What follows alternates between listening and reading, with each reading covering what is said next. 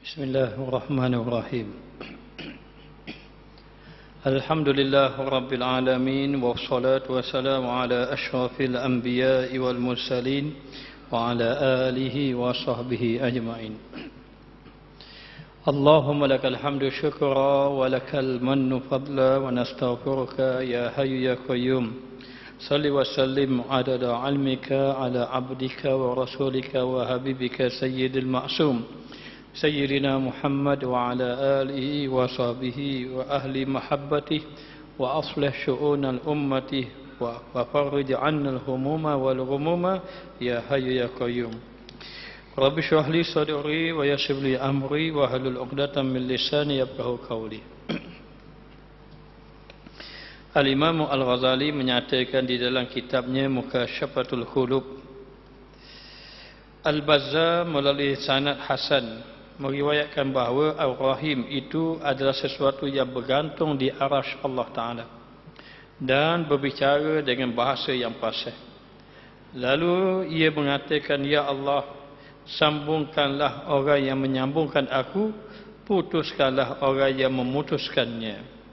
Maka sesungguhnya Rahim ini, yakni sifat kasih sayang, hubungan, satu hubungan, maka Allah Ta'ala ciptakan Rahim ini di arasy Allah Ta'ala tergantung. Maka siapa yang menyambungkan hubungan silaturahim, maka sesungguhnya dia telah menyambungkan dirinya dengan Allah. Tetapi sesiapa yang memutuskan hubungan silaturahim, maka dia telah memutuskan hubungan dia dengan Allah. Maka Allah mencipta rahim, Allah mencipta akal, Allah mencipta ruh, Allah mencipta sifat kasih sayang, rahmat, semuanya dicipta, kemudian dimasukkan di dalam jasad manusia. Akal Allah cipta dulu akal, kemudian Allah masukkan akal dalam manusia dan jasad manusia. Allah menciptakan roh, lalu roh itu ditiup pada jasad manusia. Maka begitulah Allah mencipta rahim. Kalau tidak ada rahim ini, manusia tidak ada kasih sayang. Maka Allah mencampakkan, dan rahim ini tergantung di arasy Allah. Bagaimana bentuk rahim, wallahu alam. Bagaimana bentuk akal, sehingga Allah Ta'ala campak. Akal Allah tak campakkan di dalam binatang, hingga binatang tidak ada akal. Tetapi bila Allah Ta'ala campakkan di dalam manusia, manusia berakal. Nafsu begitu juga. Allah mencipta nafsu, kemudian dimasukkan di dalam jasad manusia. Maka ada nafsu. Makan, minum, tidur dan seumpamanya. Maka demikian Allah mencipta rahim. Bagaimana rahim? Wallahu alam. Tapi rahim itu berbicara dengan bahasa yang fasih. Ya Allah, sambungkan aku. Mana orang yang menyambungkan hubungan silaturahim. Putuskan aku. Bermakna dengan orang yang memutuskan hubungan silaturahim. Maka Allah menciptakan rahim itu sifat kasih sayang, bermakna sesiapa yang memutuskan hubungan silaturahim, dia telah memutuskan hubungan dia dengan Allah Subhanahu wa taala. Wal iyaz billah. Lalu Allah mengatakan, aku adalah Rahman, aku adalah Rahim, aku sifat pengasih, aku sifat penyayang. Aku membentuk Ar-Rahim daripada namaku. Dengan nama Rahim inilah lalu dicampakkan di dalam hati manusia, dalam diri manusia, maka manusia ada kasih sayang. Di dalam hadis yang lain, sifat kasih sayang Allah Ta'ala campakkan, hanya satu saja Allah Ta'ala campakkan di dalam binatang manusia, sehingga manusia binatang mengasihi di antara satu sama lain. Dan Allah menyimpan 99 sifat kasih sayangnya kepada hamba-Nya. Maka sayangnya Allah kepada hamba-Nya mengatasi sayangnya manusia kepada manusia yang lain, mengatasi sayangnya ibu kepada anak. Apa bukti Allah Ta'ala Maha Penyayang kepada kita? Kita buat dosa setiap hari, Allah tetap memberi nikmat. Kita membuat maksiat setiap hari, Allah tetap tidak memberi azab lagi kepada kita. Maka ini di antaranya. Dan kita tidak perlu membeli oksigen, tidak perlu membeli air hujan, tidak perlu membeli cahaya matahari. Allah dah sedia belaka untuk kita semua. Hanya tugas kita, wa ma khalaqtul jinna wal insa illa liya'budun, tidak aku jadikan jin dan manusia kecuali untuk mengabdikan diri kepada Allah. Maka wahai manusia, seolah-olah Allah nak mengatakan, aku jadikan kamu wahai hamba aku supaya kamu ibadat kepada aku. Ibadatnya sang hamba kepada Allah, Allah tidak mengambil manfaat sedikit pun, kerana Allah tidak berhajat kepada manfaat makhluk. Buat ibadat semua makhluk, kerajaan Allah tidak bertambah. Maksiat semua makhluk, kerajaan Allah tidak lemah.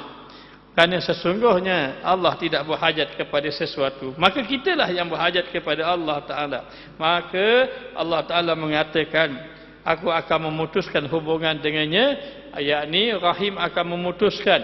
Siapa yang tidak menyambung hubungan suatu rahim, putus dia. Maknanya tidak ada rahim, kasih sayang, maka dia telah memutuskan hubungan dengan Allah. Riwayat daripada Al-Bazzar juga bahawa ada 3 perkara yang tergantung di arasy Allah. Yang pertama rahim, yakni sifat kasih sayang. Ia berkata, ya Allah, aku berpegang padamu, kerana itu aku tidak akan putuskan. Sifat kasih sayang. Siapa yang ada sifat kasih sayang, dia ada hubungan dengan Allah. Siapa tidak ada sifat kasih sayang, tidak ada hubungan dengan Allah. Bahkan Allah lah yang menyuruh kita berkasih sayang di antara satu sama lain. Hablum minallah, hablum minan nas. Ada ikatan. Hablum ni tali Allah dengan tali manusia. Ada ikatan kita dengan Allah, ada ikatan kita dengan manusia. Kemudian yang kedua, amanah. Itu juga tergantung di arasy Allah Ta'ala. Yang pertama sifat rahim, sifat kasih sayang. Yang kedua sifat amanah, tergantung.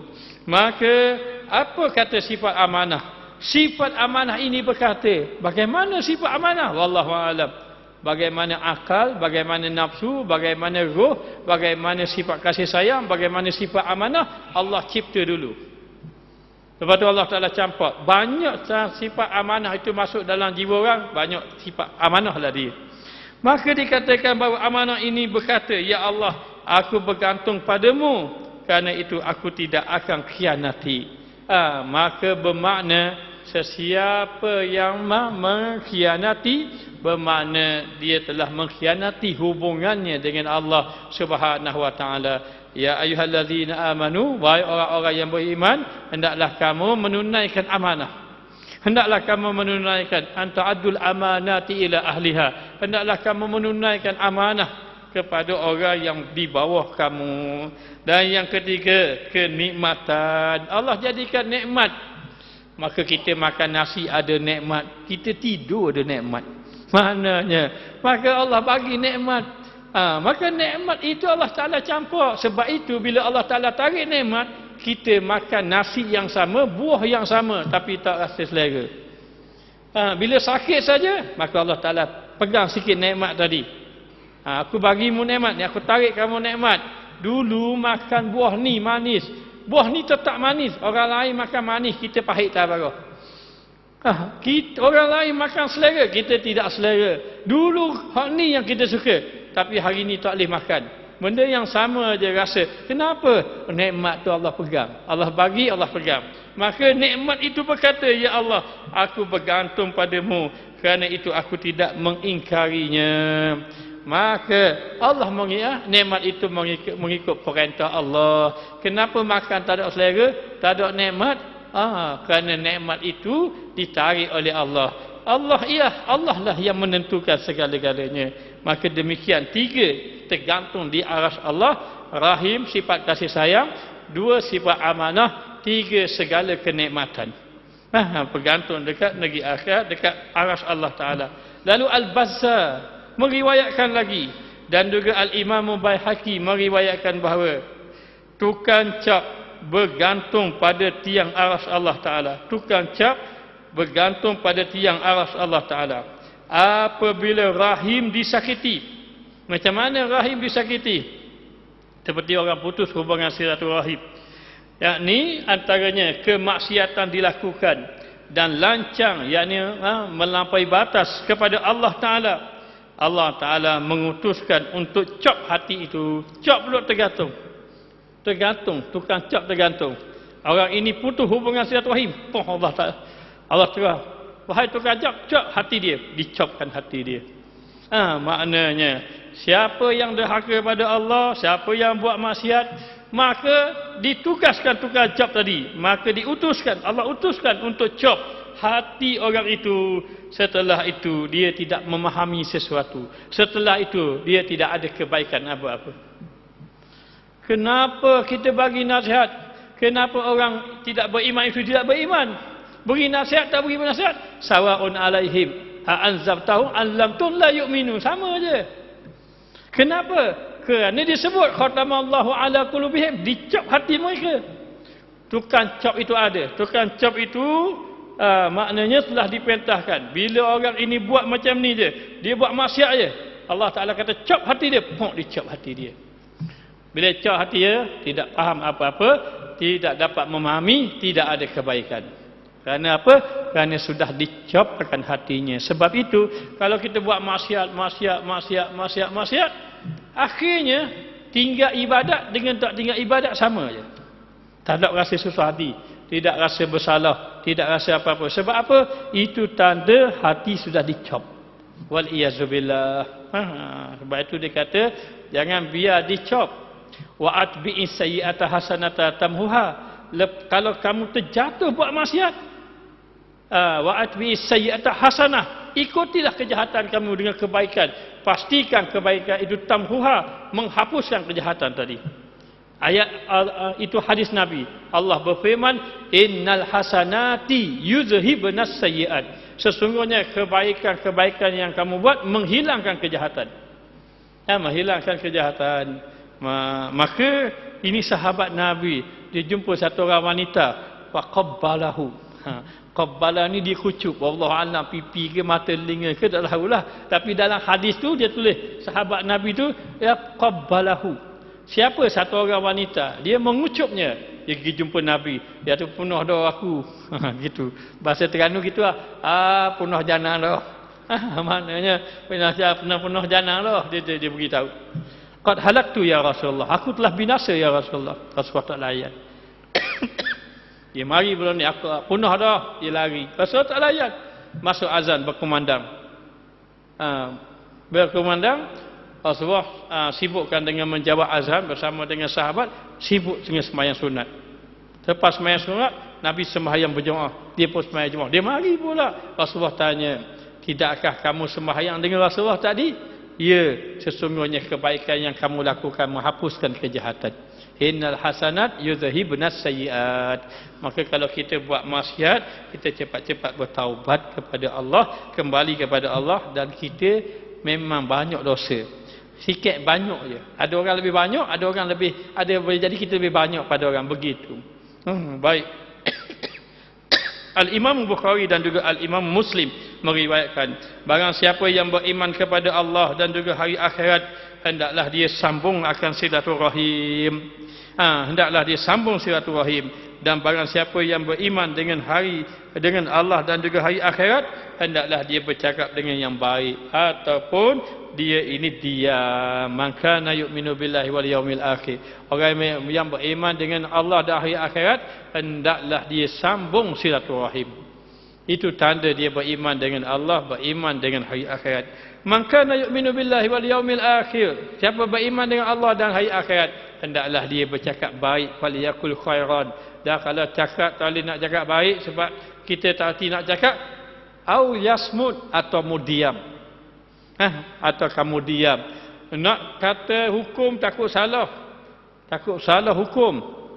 Akhirnya tak berani nak kata baik, diam lebih baik daripada berkata-kata. Lalu ulama mengatakan, sesiapa yang percakapannya mendatangkan pahala, afdal bagi dia banyak bercakap. Kenapa percakapan dia mendatangkan pahala? Sesiapa yang percakapan dia membawa dosa, afdal dia diam daripada bercakap. Maka ini tandanya. Kerana apa? Kerana percakapan kadang-kadang boleh terputus hubungan silaturahim. Jangan minta maaf. Nabi sebut la tamzah, jangan kamu banyak bergurau. Ini contoh. Satu orang, satu masjid, satu surau buat jamuan. Contoh saja ni, buat jamuan. Ada makanan banyak. Ada jemaah dah balik, makan makanan tak habis. Jadi bila tengok makanan tak habis, Ambillah makanan awak alik.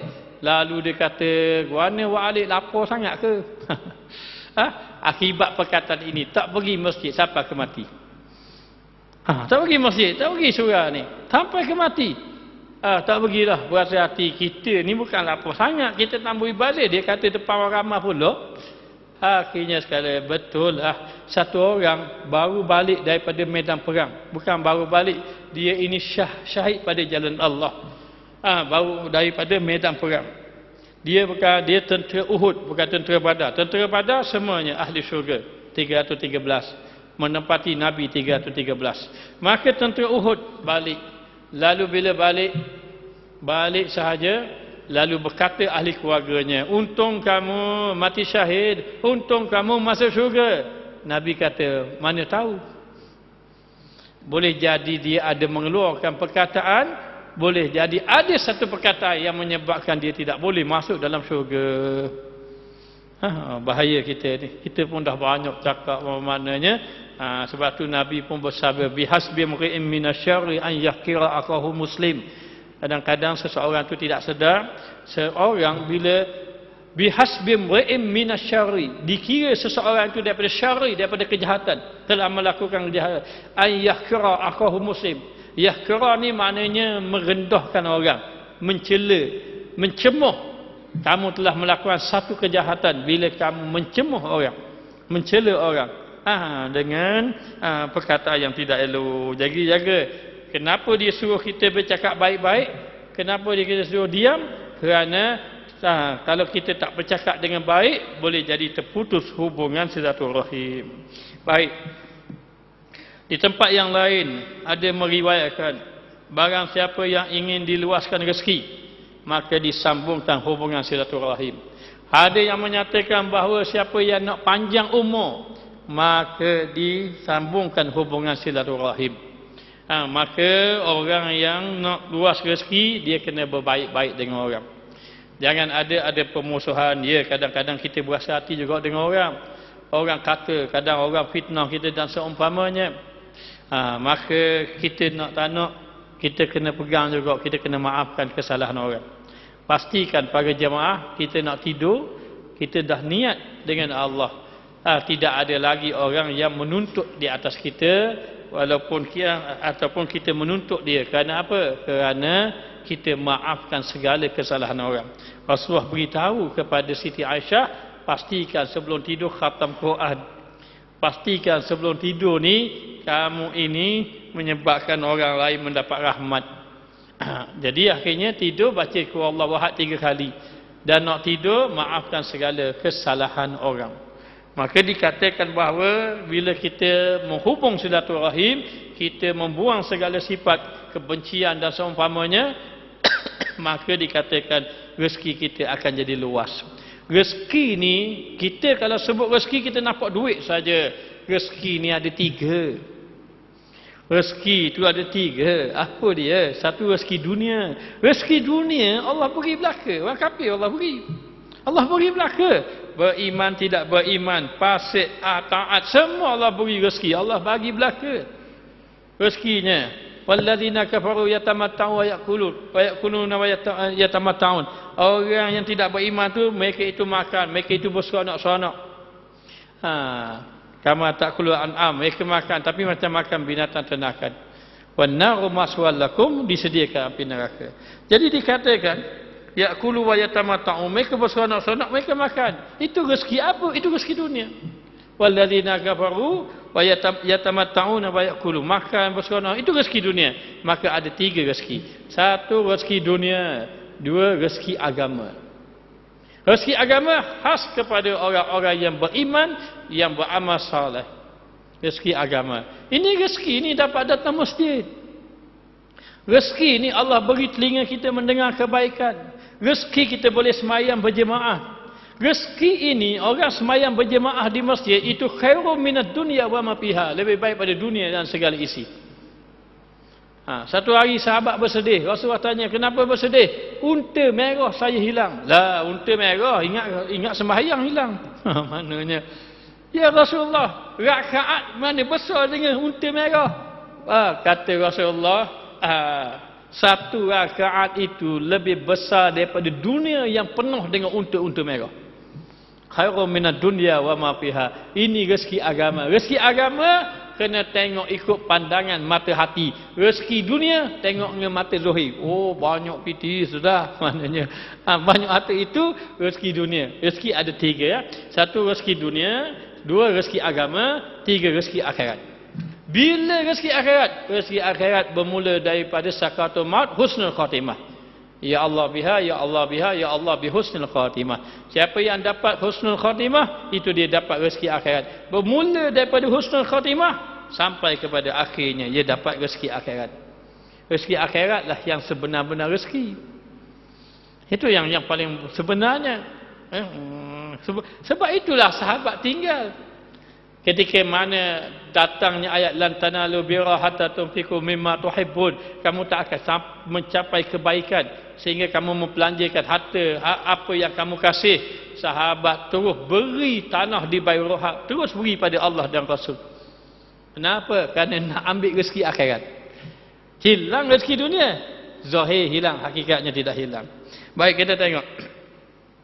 Sementara Sayyidina Abu Hurairah radhiyallahu anhu mengkhabarkan bahawa dirinya pernah mendengar Rasulullah sallallahu alaihi wasallam bersabda, barang siapa ingin diluaskan rezekinya dan diakhirkan kematiannya, dipanjangkan umur. Dipanjangkan umur. Dipanjangkan umur, hendaklah dia menyambung tali silaturahim, berbaik-baik dengan orang, dan juga hendaklah dia ini berkasih sayang. Nanti Allah bagi 2. 1 rezeki dia luas, yang kedua umur dia panjang. Di dalam satu kitab kisah orang-orang soleh, datanglah satu orang berjumpa dengan satu orang Nabi. Saya lupa Nabi apa. Jumpa Nabi itu. Kemudian bercakap-cakap dengan tetamu dia tadi. Selepas daripada itu datanglah satu malaikat. Malaikat itu berkata, orang ini 2-3 hari lagi akan mati. 2-3 hari lagi akan mati. Maka tahulah Nabi itu, oh itulah orang tadi, satu hari nanti dia akan mati. Ternyata selepas daripada itu sudah tidak didatangi lagi orang itu dan sudah tidak lagi dengar beritanya. Maka dipahami mungkin orang itu sudah mati sebagaimana malaikat bagi tahu.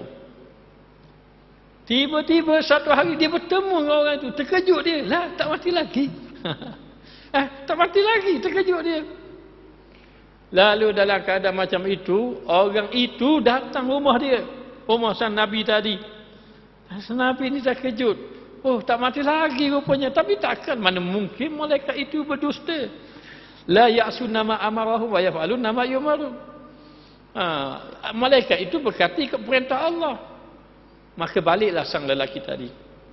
Tengah Nabi itu berfikir, datang malaikat itu. Dia pun memberitahu, Allah memberitahu aku bahawa orang ini matinya sekian-sekian. Kemudian daripada itu Allah menangguhkan kematian dia. Kerana apa? Selepas dia keluar daripada rumah kamu, dia telah menginfakkan harta dia. Dia infakkan harta dia. Maka dengan sebab infak harta dia, Allah panjangkan umur dia. Panjangkan umur dia. Dan dia telah menyambung hubungan silaturahim. Selepas pada dia pergi rumah kamu, dia pergi rumah kaum kerabat dia. Dia sambung hubungan silaturahim. Dengan sebab itulah Allah panjangkan umur dia. Allah luaskan rezeki dia. Itu. Maka dikatakan bahawa riwayat barang siapa yang nak panjang umur, siapa nak panjang umur, maka hubungan silaturahim. Jangan ada balas dengan orang, jangan ada benci pada orang. Walau orang tu buat zalim kita, walau orang khianat kita, walau orang tu kata kita pada kita, jangan kita benci pada dia. Ya, kita maafkan dia. Allah panjangkan umur kita. Panjang umur dalam kebaikan. Siapa yang buat baik, dipanjangkan umur, Allah beri dia panjang umur di dalam kebaikan. Maka manusia ini ada 4. 1, Allah Ta'ala beri dia ini panjang umur, ibadat, kebaikan banyak. Ini orang terbaik. Yang kedua, Allah Ta'ala beri panjang umur, akan tetapi maksiat dia panjang. Ini tidak baik.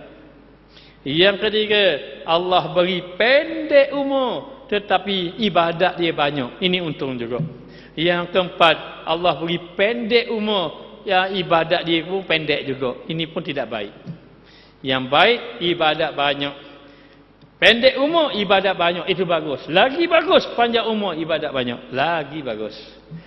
Moga-moga Allah Ta'ala beri kita ni termasuk di kalangan orang yang dipanjangkan umur di dalam kebaikan. Al-Imam Bukhari dan juga Tirmizi meriwayatkan, pelajarilah nasib kamu, bukan nasib itu, nasab keturunan kamu. Pelajarilah nasab kamu yang kamu hubungkan tali silaturahim. Dia tulis ni pelajari. Kalau kita tengok-tengok, kenalilah nasab kamu. Nasab kamu yang kamu hubungkan silaturahimnya, kerana silaturahim adalah kecintaan di dalam keluarga, kekayaan dalam harta dan pengakhiran dalam kematian. Dia ni bertambah ilmu, bertambah usia. Apa maksud dia pelajari? Sebenarnya kenalilah keturunan kamu, nasab-nasab kamu. Biar kita kenal. Orang dulu begitu, sepupu macam adik-beradik betul. Sepupu, ni sepupu pun dok kenal. Sepupu pun dok kenal. Bala. Lah sepupu rupanya. Maknanya begitu. Orang dulu hubung silaturahim. Mari maknanya kenal mengenal di antara satu sama lain. Adapun hari ini semakin jauh. Maka dikatakan bahawa kamu kena kenal kaum kerabat kamu, dan bila kenal kamu sambung hubungan silaturahim. Sambung silaturahim ni orang dok faham. Saya dak balah dia. Bukan tu. Orang dok faham. Saya dak balah dengan dak. Kata ulama, sambung silaturahim ini yang pertama saling ziarah, menziarahi kepada dia. Yang kedua, apabila dia sakit pergi melawat dia. Yang ketiga, apabila dia susah pergi tolong dia. Pergi tolong dia maknanya. Dan yang keempat, apabila dia melakukan kesalahan, maafkan dia. Itu baru sambung hubungan silaturahim. Ada ulama mengatakan lagi, hubungan silaturahim itu sambung benda yang putus. Maka sambung hubungan silaturahim itu ialah kamu ini bila lama terputus hubungan, sambung balik. Maknanya bila terputus saja dengan perbalahan, maka pergi sambung lagi, memaafkan dia dan seumpamanya. Maka orang yang menyambung hubungan silaturahim ini, dia akan dapat apa? Kekayaan di dalam harta, dan dia akan dapat panjang umur di dalam kehidupan dia. Al-Imam Abdullah Ibnu Al-Imam Ahmad di dalam Zawaid Al-Musnad, Al-Bazzar melalui sanad yang baik, dan Al-Hakim meriwayatkan, barang siapa yang ingin dipanjangkan umur, ingin dipanjangkan umur, satu. Yang kedua, diluaskan akan rezekinya. Luas rezeki jadi murah. Luas rezeki ni, apa maksud luas rezeki? Yang pertama, Allah jadikan rezeki kita cukup. Rezeki cukup. Bila rezeki cukup, maknanya tak ada hutang orang. Cukup dah. Yang kedua, Allah Ta'ala beri rezeki kita barakah. Apa makna barakah? Rezeki kita bawa kepada kebaikan. Ada kereta pergi masjid. Maknanya ada kereta pergi masjid. Ada rumah tempat orang soleh mari, orang ramai mari, tetamu mari. Itu ada kebaikan. Rezeki maknanya dia ada keberkatan. Yang kedua, ada keberkatan. Yang dikatakan bahawa diluaskan rezeki, ada keberkatan. Yang ketiga, rezeki itu tidak dapat menghalang dia ibadat. Jangan sampai terhalang ibadat. Nak beki rumah, bekilah. Tapi jangan sampai beki rumah mayang jadi lewat. Maknanya kejap nak mayang. Nak masuk garis baru nak mayang so. Nak wagana ikat batal kejap. Nak wagana. Jadi nak dapat berkat macam mana? Maka dikatakan bahawa dikatakan rezeki akan jadi luas. Siapa yang nak panjang umur dalam ibadat, rezekinya luas. Dan yang ketiga, ditolakkan daripada kematian yang buruk, supaya mati dalam keadaan baik. Mati dalam keadaan husnul khatimah. Orang hebat lagi ada mati di dalam keadaan sembahyang pun ada. Mati dalam keadaan semayang, mati dalam keadaan tengah sujud, Masya Allah. Itu mati orang-orang yang baik. Maka dia kata, kalau kamu nak 3 ni, panjang umur, murah rezeki, mati dalam keadaan baik, hendaklah kamu bertakwa pada Allah. Apa makna takwa pada Allah? Ada 3. Yang pertama, al-khasyatu wal haibatu minallah, datangkan rasa takut kepada Allah. Macam mana datang pada takut? Ingat azab-azab Allah.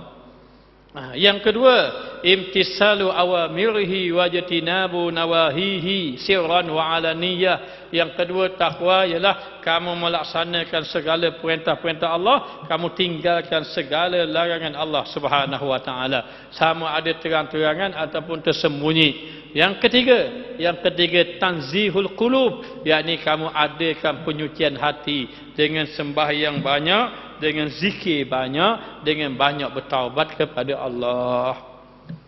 Hendaklah kamu bertakwa. Ittaqullah haitsuma kunta. Bertakwalah kamu di mana saja kamu berada. Dan dikatakan hendaklah kamu bertakwa dan menyambungkan hubungan silaturahim. Sambung hubungan silaturahim di antara satu sama lain. Tidak ada permusuhan, tidak ada perbalahan. Dah kita manusia, ya, Saidina Umar balah besar dengan Saidina Abu Bakar Siddiq. Ada kisah dia. Balah besar. Bila balah besar, Saidina Umar paling muka pada Saidina Abu Bakar. Umar, you back him straight. Paling muka. Maknanya, akhirnya Saidina Abu Bakar lari. Saidina Umar pun tengok Abu Bakar lari, dalam keadaan dia berpaling muka, Saidina Umar pun lari balik rumah. Tapi Saidina Abu Bakar As-Siddiq pergi jumpa Nabi sallallahu alaihi wasallam. Bila Saidina Umar balik ke rumah, dia mikir, tak jadi aku jumpa Rasulullah. Dia pun gigi, Saidina Abu Bakar ada dah depan Rasulullah. Maka Saidina Abu Bakar jumpa Rasulullah, Rasulullah tahu, mau balah dua. Bahasa Terengganu gitu lah. Mau balah dua orang ni. Ini siapa sahabat besar? Ya Rasulullah. Dialah gini-gini contohnya. Lalulah ketika itu Rasulullah memenangkan Saidina Abu Bakar. Wahai Umar, kamu tidak patut begini-begini. Ketika mana Rasulullah memenangkan Saidina Abu Bakar? Saidina Abu Bakar kata, ya Rasulullah, salah saya sebenarnya. Bukan salah dia, salah saya. Saya yang salah. Dia jadi gitu sebab saya. Maka Saidina Umar kata, tengok, dia bela aku pula. Bela aku pula. Akhirnya bermaaf-maaf teruslah kedua tadi. Nabi pun minta dia bersalaman, bermaaf-maafan. Maka dia pun maknanya bermaafkan. Kalau tidak ada Rasulullah, mungkin berterusan. Tetapi Rasulullah mengajar bagaimana agar kamu ini berbaik-baik. Lalu Allah menurunkan firman Allah Ta'ala, innamal mu'minuna ikhwatun fa aslihu baina akhawaikum. Sesungguhnya orang mukmin itu bersaudara. Bila kamu tengok orang mukmin balah, fa aslihu baina akhawaikum, kamu kena baikkan di antara dua orang yang berbalah. Biasalah kita manusia kadang-kadang cakap-cakap memang sedap, siapa masa marah ke. Cakap memang sedap, siapa masa marah juga. Jadi kena muhasabah balik barulah. Tapi dengan ilmu, kita tahu kalau kita putus hubungan silaturahim begini, maka niatkan dalam hati kita, kita maafkan segala kesalahan orang. Dan demikian juga Al-Bazzar juga Al-Hakim mengkhabarkan bahawa Rasulullah sallallahu alaihi wasallam bersabda, dan ini juga termaktub di dalam kitab Taurat, barang siapa yang ingin bertambah umurnya, diluaskan rezekinya, hendaklah menyambung silaturahim. Bermakna apa? Dalam kitab Taurat pun ada benda ni. Kamu berbaik-baik, kamu sambung hubungan silaturahim, panjang umur. Abu Ya'la berkata, dengan sedekah dan silaturahim, Allah tambah umur. Tambah satu lagi, sedekah. Kamu bersedekah dan kamu hubung silaturahim, menambahkan umur. Menambahkan umur, yakni dipanjangkan umur, dan juga menolak kematian yang buruk. Ada ulama mengatakan, orang kalau buat jahat-jahat, kemudian dihabiskan harta dia pada jalan Allah, Allah boleh maafkan dia dan dia boleh mati dalam keadaan sebaik-baik manusia. Dengan apa? Dengan dia infak fisabilillah, itu paling besar. Sehingga dikatakan bahawa orang yang mati, yang sudah mati, ditanya, kalaulah boleh bangkit, macam apa amalan yang kamu nak buat? Ketika mana nak mati, apa amalan yang dipikir? kalau dah Allah menangguhkan kematian aku, la asaddaqa, aku akan bersedekah. Kenapa? Kerana sedekahlah yang paling cepat mendapat keredaan Allah, dan as-sadaqatu tutfi'ul ghadab. Sedekahlah boleh memadam kemarahan Allah. Maknanya. Tapi bagi yang memahami, jangan sayang harta kita, infaklah fi sabilillah. Kemudian dikatakan bahawa dapat menolak kematian yang buruk. Sedekah banyak-banyak supaya kita mati dalam keadaan baik. Dan menolak segala yang dibenci. Benda-benda yang dibenci seperti apa? Musibah-musibah, rumah terbakar ke, contoh dia. Ataupun kereta masuk gaung ke, dan seumpamanya. Benda-benda yang kita tidak suka, ataupun benda-benda yang kita khuatiri, maka bersedekahlah kamu pada jalan Allah. Masa saya belajar di pondok dulu, ada satu orang, dia kata apa? Dia kata, kalau mu nak semayang ajak, mu sedekah siang hari. Nak semayang ajak malam, sedekah siang hari, kata. Maknanya, yang kedua, kalau mu sakit, mu sedekah. Bukan tunggu orang sedekah ke mu. Maknanya, sakit-sakit orang mari atau piti, dah sakit. Bukan gitu. Maknanya, sedekah. Kenapa? Bila kamu sedekah, maknanya, kamu doa, minta dengan Allah mudah kabul. Mudah kabul.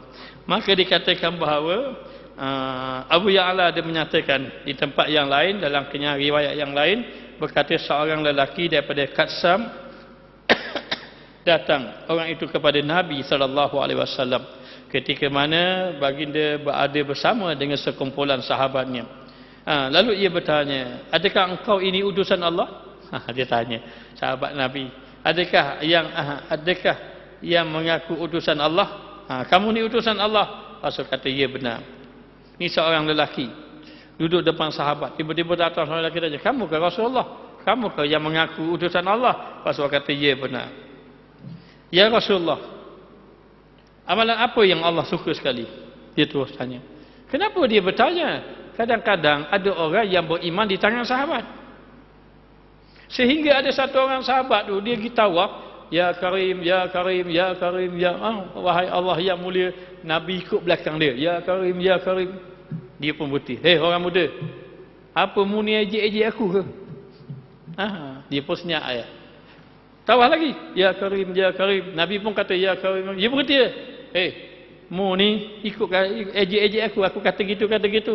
Dia pun tengok, wajah kamu indah, tak jadi aku nak marahmu. Lepas tu jalan lagi, ya Karim, ya Karim. Nabi pun kata, ya Karim juga, ikut juga dia. Dia pun berhenti. Aku kena jumpa Rasulullah kau. Aku kena ngadu, mu ni ejek-ejek aku. Baik aku kata gitu, mu kata gitu. Aku kena jumpa Rasulullah kau. Dia kata, mu kenal tak Rasulullah? Tak kenal? Akulah Rasulullah. Rupanya Rasulullah yang ikut ya Karim tu, ikut dia tadi. Begitu sahabat, tak, dia beriman, dia tawaf. Sebab apa? Dia tak kenal. Bukan tak kenal. Dia berjumpa dengan sahabat, dia beriman di tangan sahabat. Ramai mana yang beriman di tangan Sayyidina Abu Bakar, ada yang beriman di tangan Sayyidina Umar dan sebagainya. Maka satu orang tanya, mu ke utusan Allah? Dia tanya. Ya, gitu. Nak tanya, apakah amalan yang Allah Ta'ala kasih? Ni orang beriman dah. Apakah amalan yang Allah Ta'ala kasih? Lalu Rasulullah menjawab, hubungan silaturahim. Ingat, kalau jumpa hadis, ayu ahabu amal ilallah. Tiba-tiba sahabat bertanya. Maka Nabi pun jawab, al-jihad fi sabilillah. Mari sahabat lain, ayu ahabu amal ilallah. Apakah amalan yang dikasih oleh Allah? Biru walidaini. Lepas tu sahabat lagi mari, apakah ayu ahabu amal ilallah? Apakah amalan yang disukai oleh Allah? As-salatu fi waqtiha. Ya Rasulullah, macam mana jawapan beza-beza soalan sama? Soalan sama. Kalau kita mari, ustaz ni kata A, ustaz ni kata B, ustaz ni kata C, mana sebetul tahu? Ataupun ustaz ni, orang ni kata, jangan tanya, jawab gini, orang ni jawab ni, dia kata apa? Ni ustaz tak tetap pendirian. Ya Rasulullah, orang tanya soalan yang sama, apakah amalan yang paling baik? Tiba engkau jawab berjihad, yang ni kamu jawab buat baik ibu bapa, ni kamu jawab sembahyang. Rasulullah memberitahu, memberitahu bahawa yang orang ini orang muda gagah, alangkah baiknya dia berjihad. Bagi diri dia, jihad itu paling afdal. Kalau Nabi kata buat baik ibu bapanya pasti dah. Maknanya sedangkan dia perlu amalan yang baik sekarang ni. Adapun orang ini dia ada ibu bapanya, maka amalan yang paling baik bagi dia adalah buat baik pada ibu bapa. Adapun orang ini dia baru beriman, baru mengenali sembahyang, maka bagi dia afdal dia jaga sembahyang. Maka dia tanya amalan paling baik, sembahyang pada waktu dia. Mari soalan ini buat hari ini, ya Rasulullah, apakah amalan yang paling afdal? Sambung hubungan silaturahim. Nabi jawab gitu. Ya Rasulullah, apakah yang paling dibenci oleh Allah? Yakni melakukan syirik kepada Allah, menyekutukan Allah Ta'ala. Baiklah ya Rasulullah, selain pada itu apa yang Allah Ta'ala kasih lagi? Amalan apa? Rasulullah jawab, kemudian apa lagi yang Allah Ta'ala benci? Rasulullah mengatakan memutuskan hubungan silaturahim. Putuskan hubungan silaturahim. Kemudian apa lagi selepas pada itu? Sebab saya nak buat ni, dan saya yang boleh saya buat ni. Lalu Rasulullah kata, kamu suruh orang buat baik, amal ma'ruf nahi munkar, dan kamu cegah orang melakukan kemungkaran. Maknanya orang ini Nabi suruh, apakah amalan paling baik? Yakni menghubungkan hubungan silaturahim. Moga-moga Allah Ta'ala memelihara kita semua. Moga-moga Allah Ta'ala jadikan kita hamba Allah yang saleh, tidak kita diwafatkan kecuali dalam mendapat husnul khatimah. Wallahu a'lam. Bismillahirrahmanirrahim. Rabbana zalamna anfusana wa illam taghfir lana wa tarhamna lanakunanna minal khasirin. Wa sallallahu ala sayyidina Muhammad wa ala alihi wa sahbihi wasallam. Walhamdulillahirabbil alamin.